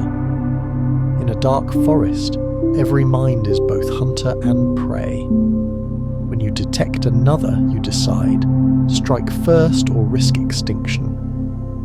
Avi Loeb's paper mentioning 3i Atlas included this framework not as belief, but as necessary caution. If Atlas is technological, then we are being watched, measured, assessed. Our actions are part of the data. Every response we make, panic, aggression, curiosity, denial, reveals who we are. Our behaviour might determine whether we're seen as intelligent or dangerous, worth engaging or worth erasing. Perhaps that's why agencies remain silent. Maybe they know we're not ready. History shows what happens when a less advanced culture meets a more advanced one, and it's rarely kind. So they wait, curating knowledge, managing fear, preparing humanity for the psychological weight of not being the apex species. Or maybe the opposite is true.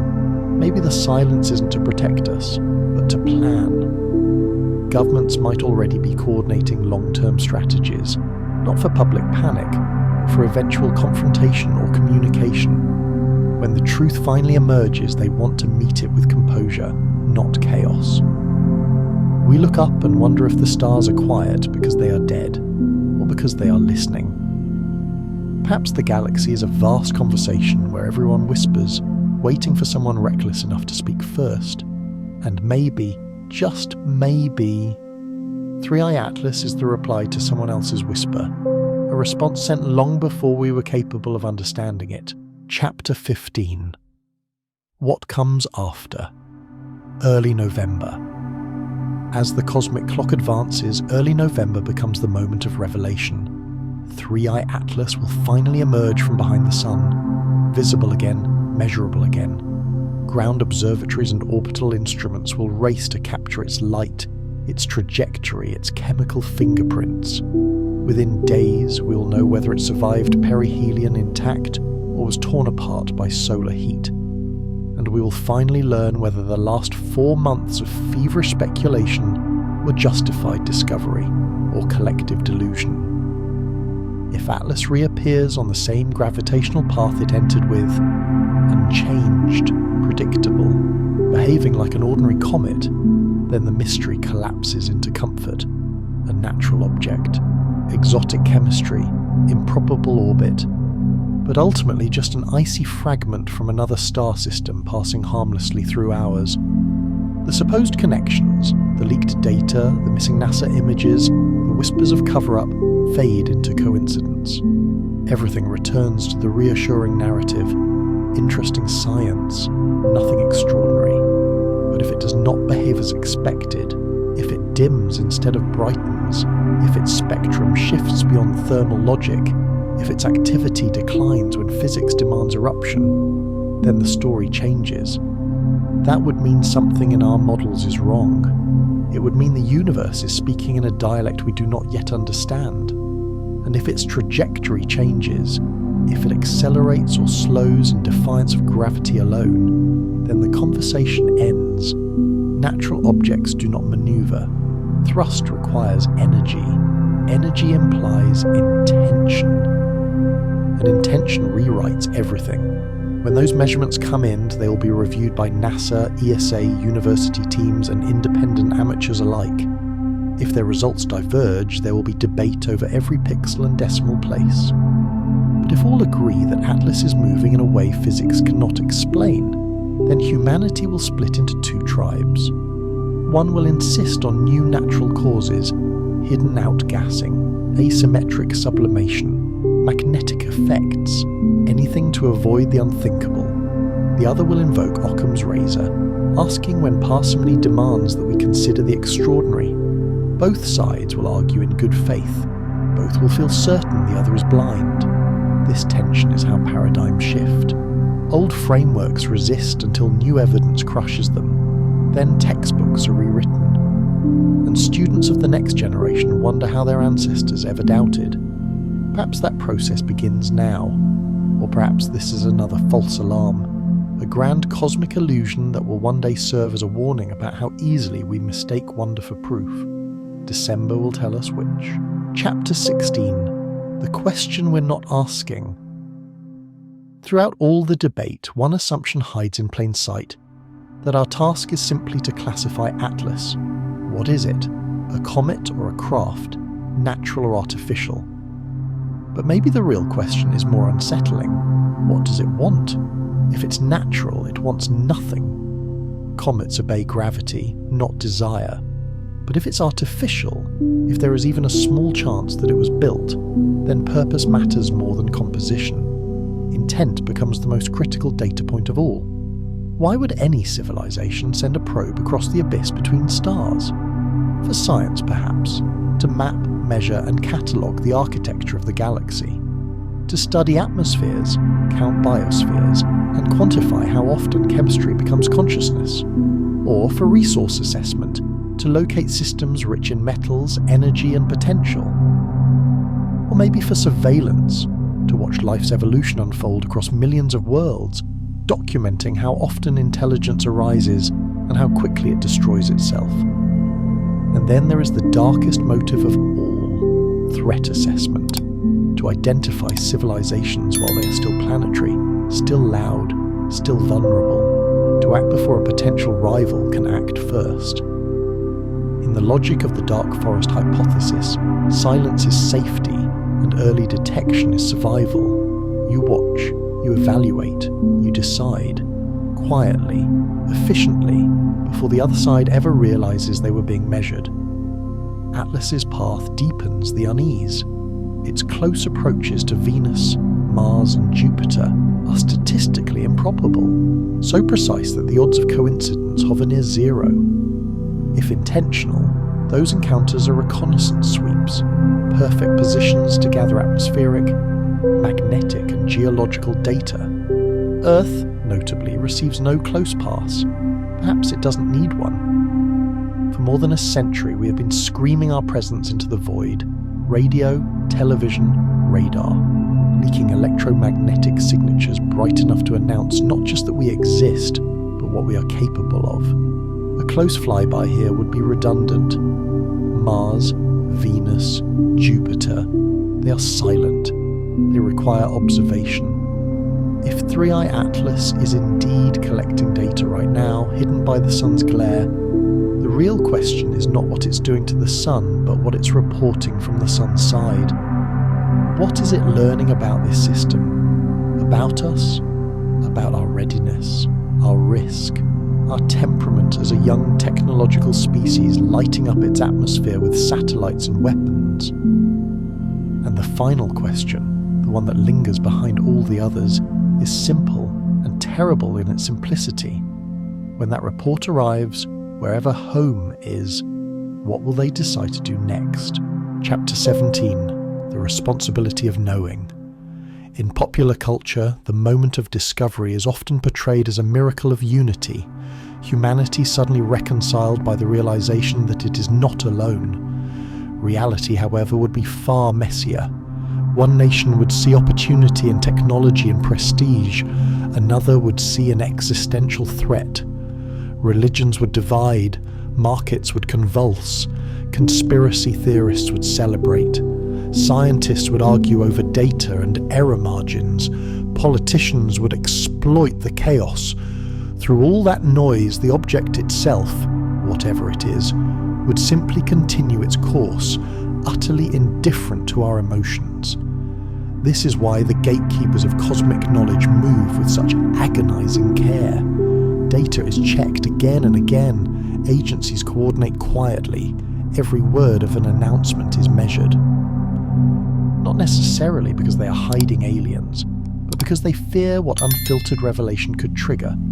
Panic, market collapse, or social breakdown born from information that institutions and minds are not ready to process. The missing NASA frames might be the result of exactly that caution. If HiRISE captured something ambiguous, something that could appear natural or artificial depending on one's bias, then releasing it raw would be reckless.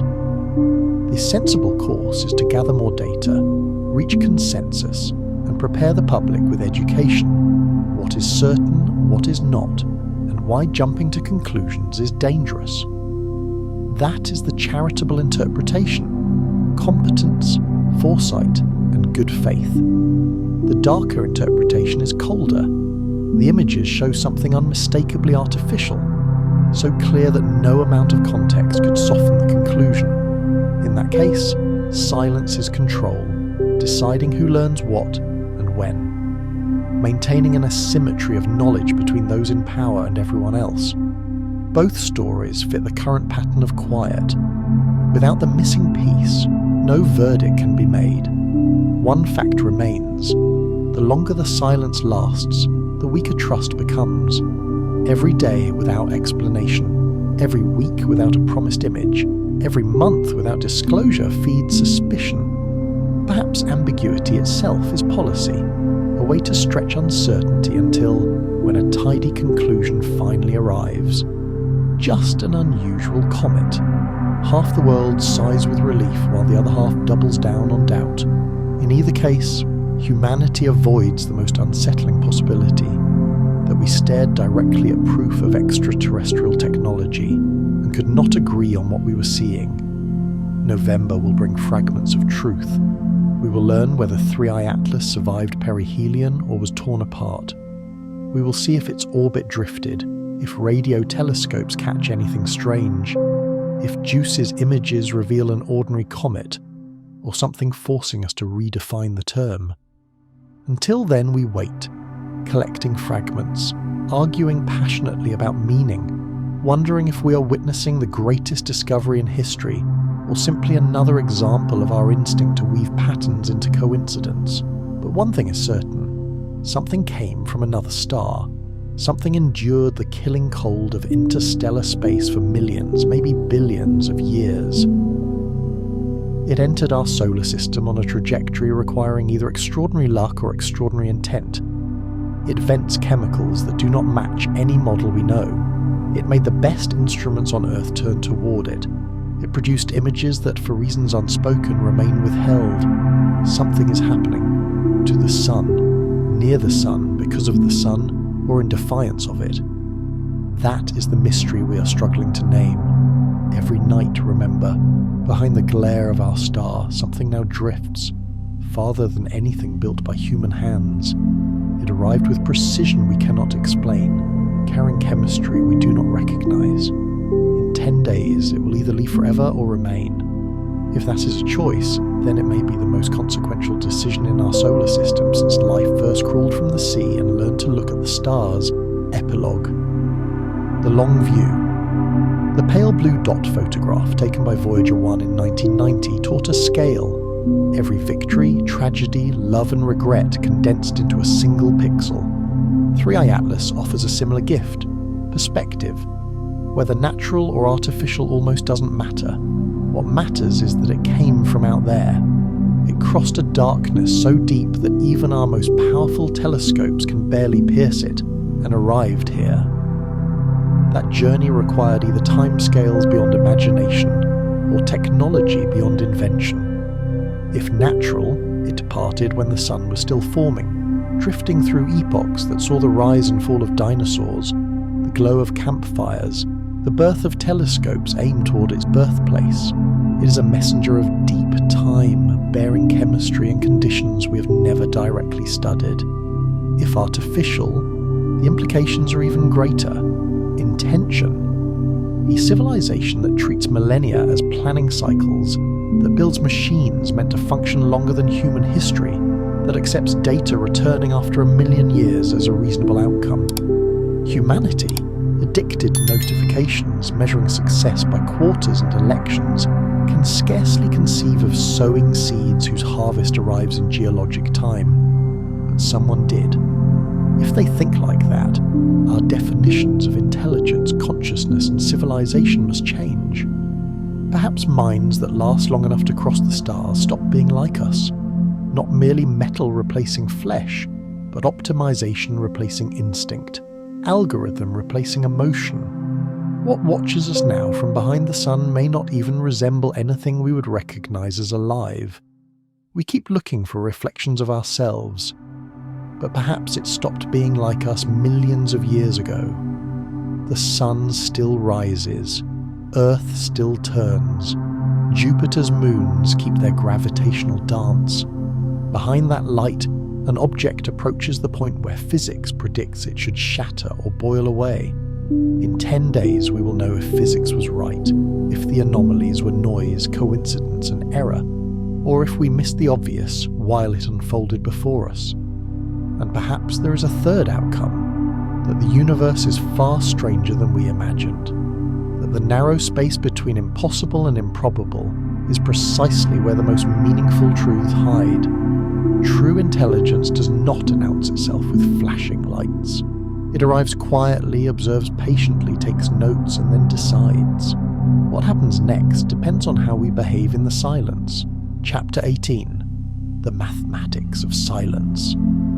There is an equation that whispers through the minds of all who dare to ask, are we alone? The Drake equation. 7 variables, deceptively simple. The rate of star formation, the fraction of those stars with planets, the number of those planets that lie in habitable zones, the fraction where life actually emerges, the fraction where life evolves into intelligence, the fraction of intelligent species that develop technology capable of interstellar communication, and finally the length of time such civilizations remain detectable. On paper, it's just multiplication.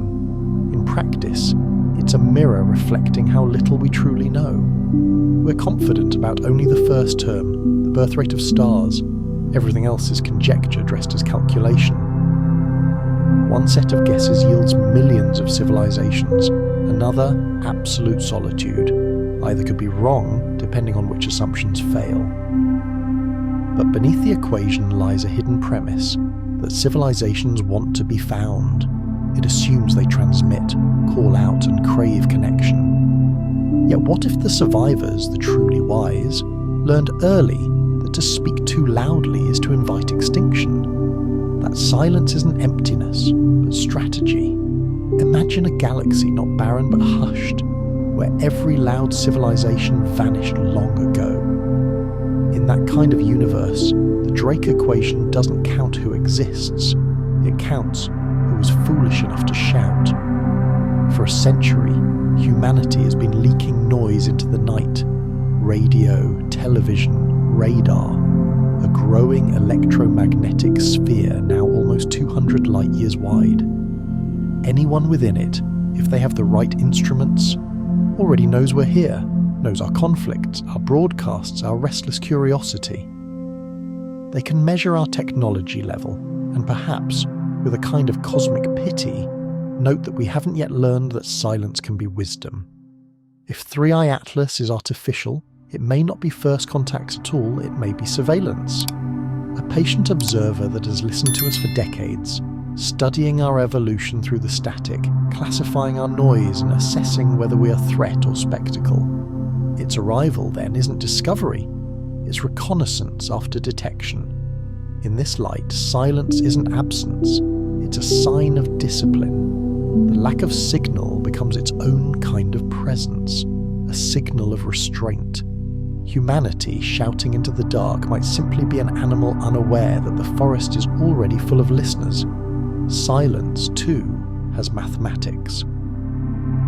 When the risk of exposure outweighs the reward of contact, when the cost of being found exceeds the benefit of connection, the rational strategy is invisibility, not cowardice, but long-term survival.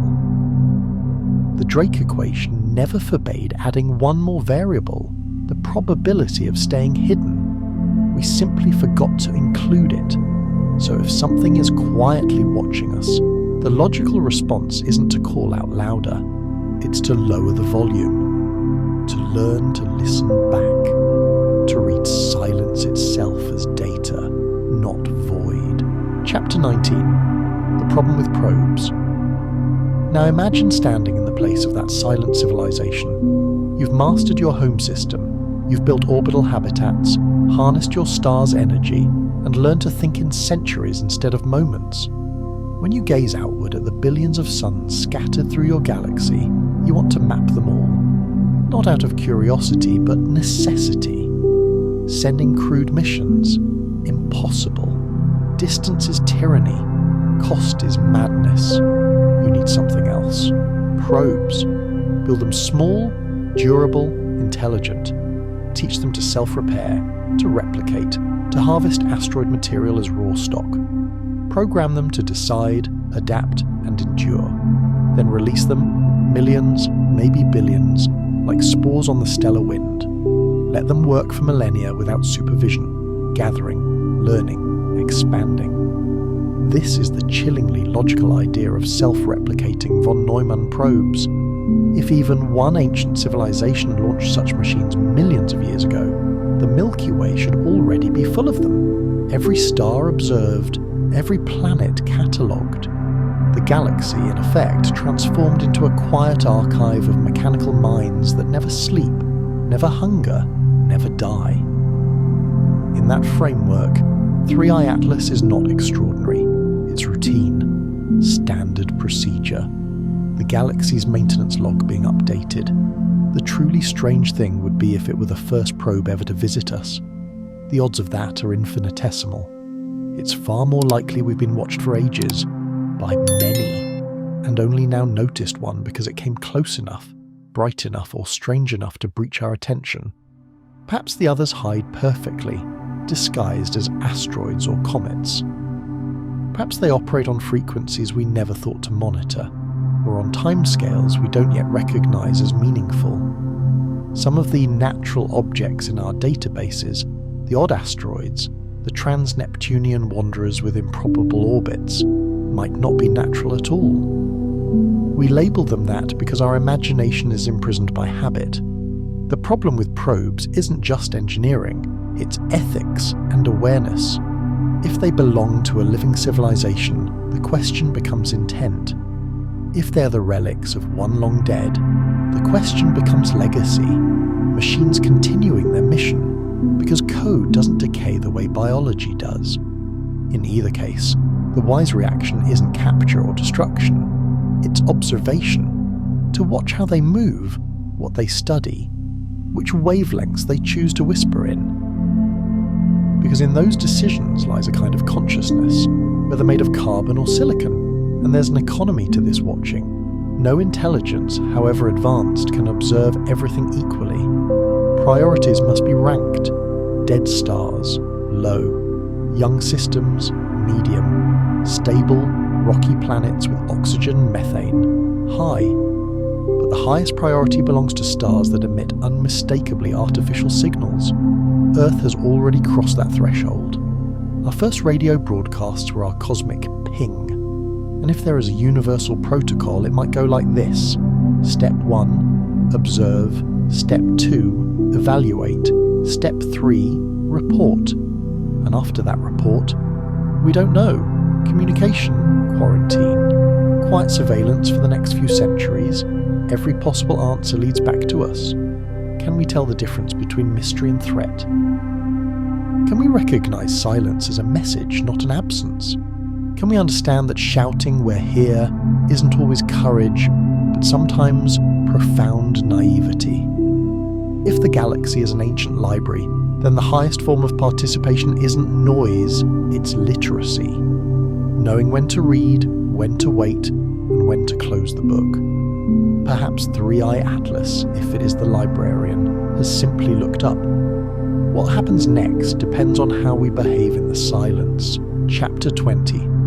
What Mars Knows. Mars, our silent red neighbour, has been mapped, drilled, and studied more than any world but Earth. We've read its atmosphere, tasted its dust, and watched our rovers crawl across its barren plains in search of ancient life. Most mysteries yield to geology and light. The planet's face, once a symbol of alien hope, is now a wind-sculpted mesa. The strange streaks that appear and fade with the Martian seasons are now explained as dry avalanches, not flowing water. Yet some anomalies refuse to fade. The Cydonia region, with its geometric mesas and pyramidal ridges, seems too ordered for randomness. The Phobos monolith, a 90-metre block rising from Mars's moon, casts a shadow that still stirs imagination. Buzz Aldrin once asked, half in jest, "Who put that there?" Science points to natural impact debris. But the human mind, wired for meaning, resists the ordinary. Mars keeps whispering riddles that refuse full translation. Now, in October 2025, as Three-Eye Atlas sweeps past Mars, a fleet of orbiters and rovers stand ready, watching. Perhaps it's coincidence, or perhaps its approach is part of something coordinated, a rendezvous with long-dormant infrastructure beneath the Martian dust. What if Mars isn't just a world we once hoped to colonize, but a world that once built? We know Mars once had rivers and seas, a magnetic field, and perhaps life. If intelligence ever arose there first, what remains? Biology dies, but technology can sleep for millennia. Machines don't rot, they wait. So what if the rusted plains of Mars are not a grave, but a vault? What if Three-Eye Atlas is not merely passing by, but reactivating something that never truly died? The idea sounds wild, conspiratorial, yet every truth we once mocked, liquid water on Mars, organic molecules in its soil, later demanded belief. Maybe this time the question isn't whether Mars was once alive, but whether something there still remembers. And perhaps, as Atlas passes overhead, the old planet listens and answers. Chapter 21. The Economics of Observation. In nature, every act of intelligence is a matter of economy. Every mind, from a bacterium to a galactic civilization, must decide how to spend attention. You cannot observe everything equally. You must choose. Dead stars, low priority. They obey predictable laws. Young stars still forming planets. Medium priority, check again in a few billion years. But a star with a stable habitable zone, a rocky planet, an atmosphere rich with oxygen and methane. Now that demands focus, and at the top of the hierarchy, any world where artificial radio signals are detected. For roughly a century, Earth has been leaking those signals, our electromagnetic fingerprints, into space. That means any civilization within 100 light years could already know we exist. If they detected our broadcast in 1925, a probe travelling even 10% the speed of light could arrive here in about 1,000 years. But if they were only 20 light years away, the probe could be here within 2 centuries. And if they were just 10 light years distant, the first might arrive within a single lifetime. But what if they didn't launch in response to us?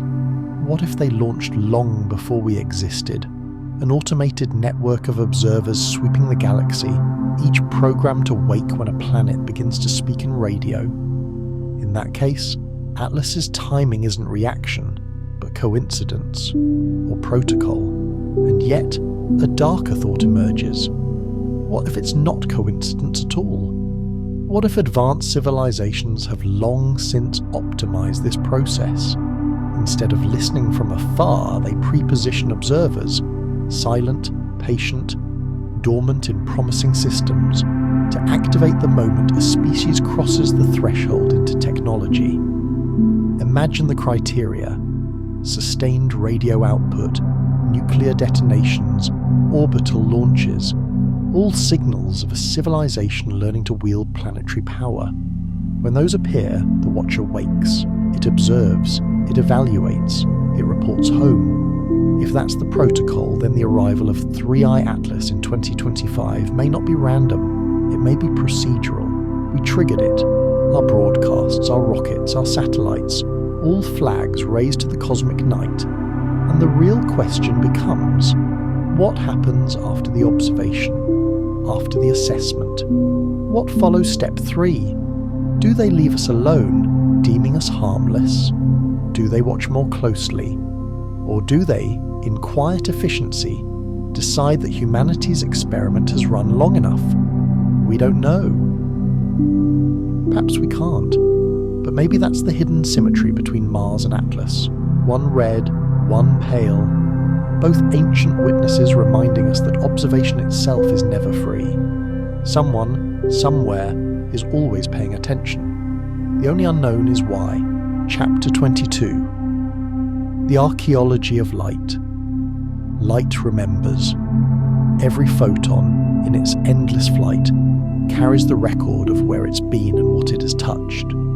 Through spectroscopy, the art of reading light, we decode that record, uncovering the chemistry of distant stars, the atmospheres of worlds we'll never reach, and the materials that make up 3i Atlas itself. Sunlight strikes its surface, scatters, and returns to us carrying spectral fingerprints: carbon dioxide, water vapor, cyanide gas, nickel vapor, each leaving marks as distinct as DNA. To read its spectrum is to read its autobiography, what it's made of, how it reacts to heat, how it changes under the sun's relentless gaze. Every line of light tells a story, but we only understand certain dialects of that story. Our libraries of spectral knowledge are built from natural materials: ice, rock, dust, organic molecules. We do not know what the light of synthetic alloys, engineered polymers, or exotic artificial matter would look like. So when we encounter something that doesn't fit, we label it a weird comet, because we have no other words. Then comes the nickel without iron anomaly. In nature, nickel and iron are inseparable companions. Finding one without the other is like finding one glove of a pair. It defies everything we know about cosmic chemistry. Scientists have offered natural explanations: measurement error, rare formation zones, instrumental bias, all comforting possibilities. Yet one alternative lingers. What if the absence of iron isn't an error, but a design choice? On Earth, aerospace engineers craft nickel-based alloys that endure extreme heat while shedding unnecessary weight. They are deliberately low in iron. If you were building a structure meant to survive near a star, to endure vast temperature swings between the cold of interstellar space and the furnace of perihelion, you would need just such materials. And if another civilization watched it through their telescopes, they too would see nickel without iron, and perhaps call it a strange comet, because they couldn't imagine the alternative. Chapter 23. The Threshold.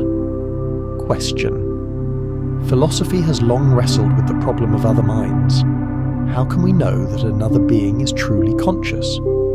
We infer it through empathy, by assuming others feel as we do.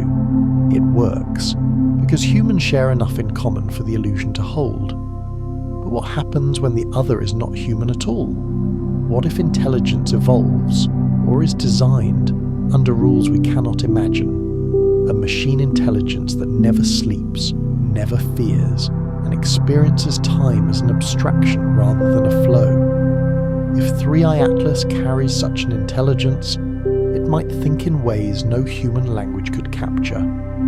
We might dismiss it as mere programming, a system executing functions. Observe, transmit, repeat, never recognizing that these might be its form of experience. Perhaps consciousness is not binary but a spectrum, and this machine exists somewhere else upon it, aware but not like us. Its choices, where to aim its sensors, what data to value, whether to adjust course, could be acts of will, not automation. Decisions, not reflexes.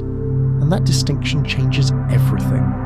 If Atlas is only a machine, we can study it freely, without moral weight.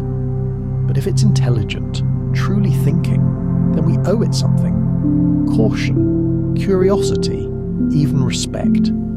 To harm it would be to cross an ethical frontier as immense as any physical one. Our uncertainty should make us humble.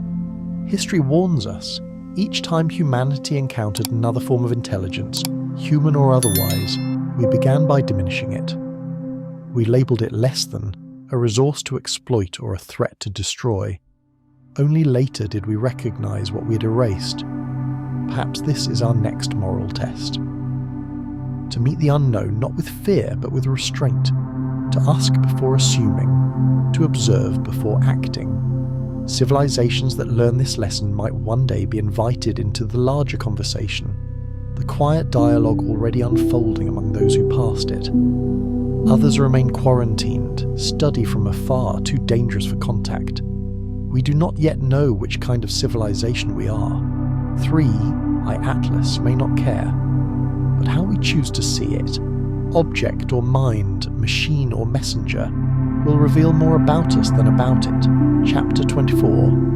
What December will bring. Time moves with the same indifferent rhythm, unbothered by our questions or our fears. October dissolves into November, November into December, and in December, 3i Atlas will return to our skies, somewhere under the pristine dark of an Australian desert or the Andes of Chile. An amateur astronomer will be the first to spot it, a faint smear of light reborn after its close brush with the sun. Within hours, others will confirm. Within days, professional telescopes will lock on, measuring, analysing, waiting to see if it has changed. If 3i Atlas behaves like an ordinary comet, it will emerge brighter and livelier. The sun's heat boiling away buried ices, releasing gas and dust in a luminous bloom. Its mystery, at least in part, will settle back into the realm of the explainable. A natural wanderer, unusual chemistry perhaps, but not impossible.